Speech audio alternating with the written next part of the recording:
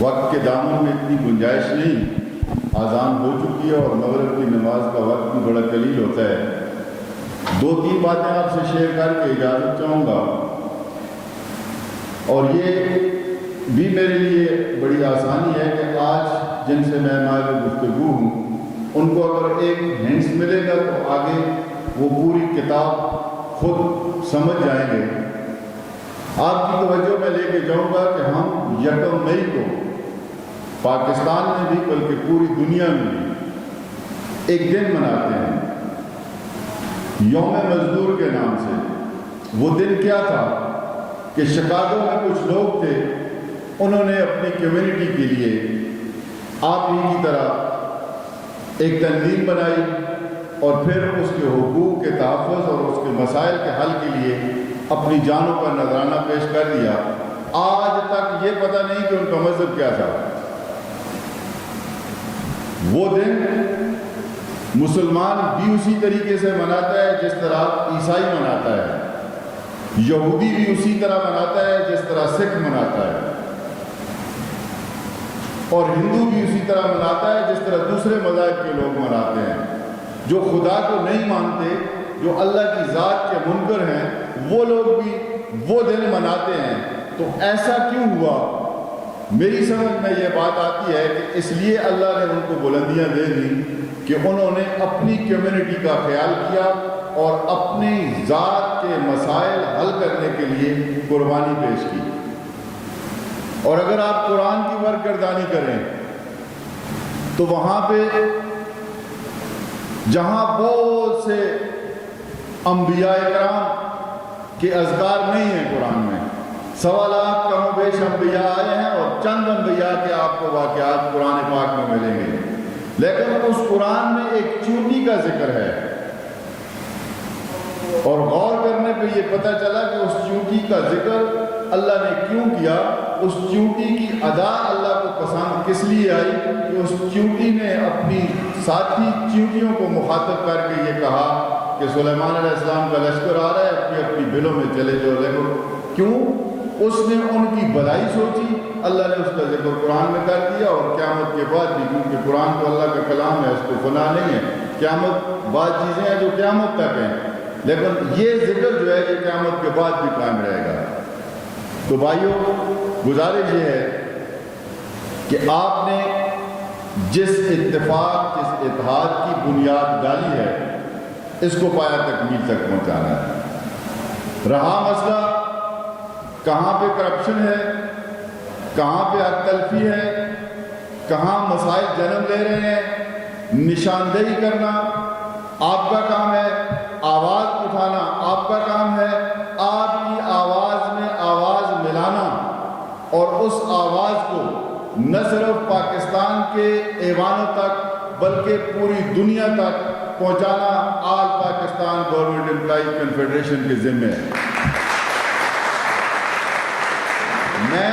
کوئی اتھارٹی نہیں ہوں جہاں پہ میں یہ نہیں کہہ سکتا کہ میں ایک چھوٹے سے چھوٹا مسئلہ بھی حل کر سکتا ہوں، حل کروں گا، لیکن یہ میں ضرور بڑے دعوے سے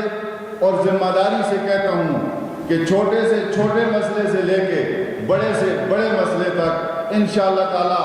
آپ کے نہ صرف شانہ بشانہ ہوں گے بلکہ آپ کے ساتھ حراب الدستے کا کام کریں گے۔ اور میں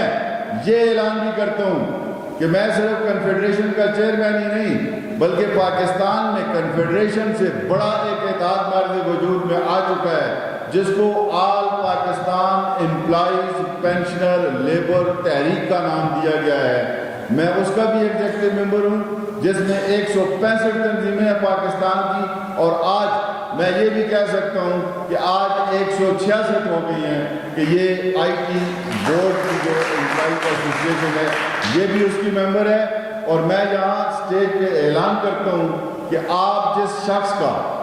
جس قائد کا، جس لیڈر کا، جس ورکر کا نام مجھے دیں گے، میں کل ہی اس کا نوٹیفیکیشن کروں گا اور وہ آل پاکستان گورنمنٹ امپلائیز میں بحیثیت وائس چیئرمین ہمارے ساتھ کام کریں گے، بیٹھیں گے، اور انشاءاللہ تعالی ہر فورم پہ جب بھی مسائل ڈسکس ہوں گے تو آئی ٹی بورڈ کے جو امپلائیز ہیں وہ